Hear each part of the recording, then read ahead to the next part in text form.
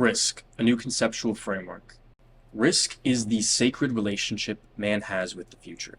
A proper understanding of risk will give you real power to shape your future. So why should you care about risk? Investing is all about dealing with uncertainty. Our conceptual models and beliefs define how we interact with uncertainty. So to be a good investor, you need to have the right conceptual models and beliefs, because these define your actions and will consequently affect your results. Risk is generally meant to describe the uncertainty associated with loss, but what does that actually mean? Is risk the probability of failure, or is risk the severity of failure?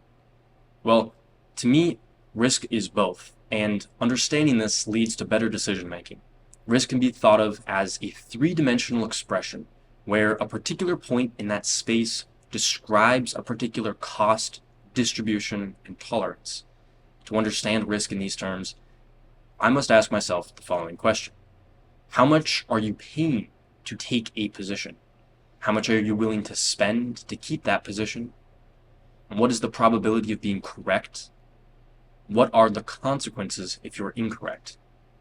Below, I've listed some of the tools that I use to answer these questions. The cost component of risk can be thought of as two parts. On the first hand, you have financial cost. And the second, opportunity cost. Financial cost is what you actually pay for something, and opportunity cost is what you give up when you choose one thing over another.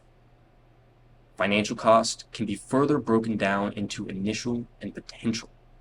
So, initial cost is the cost associated with initiating a position, while potential cost refers to the expense you are willing to realize by maintaining that position. Defining cost in these terms gives me a clear understanding of what I'm doing.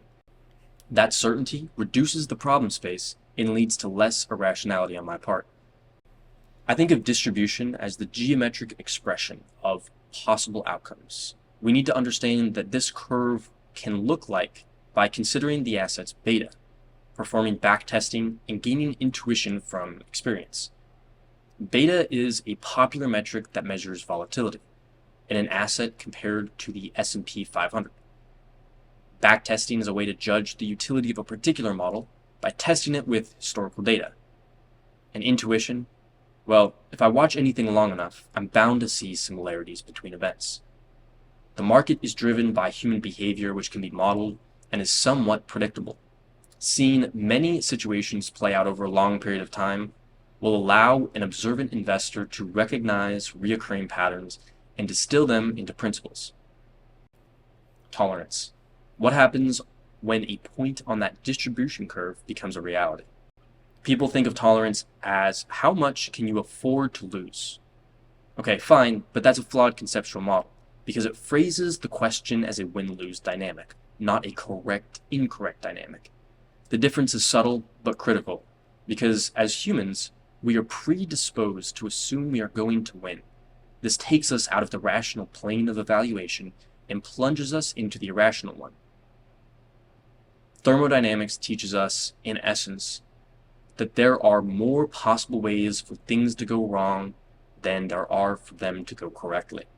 Therefore, I believe that when something is left to chance, I'm vastly more likely to make a mistake than to have success. Building this assumption into my mental model makes my behavior incredibly defensive. This model changes the question, how much can I afford to lose, into how much am I going to spend for the chance to make money? If I look at return as a function of cost, and chance has the following advantages. It is incredibly defensive. It is a mindset that enforces humility, and it also promotes rationality. These are the qualities.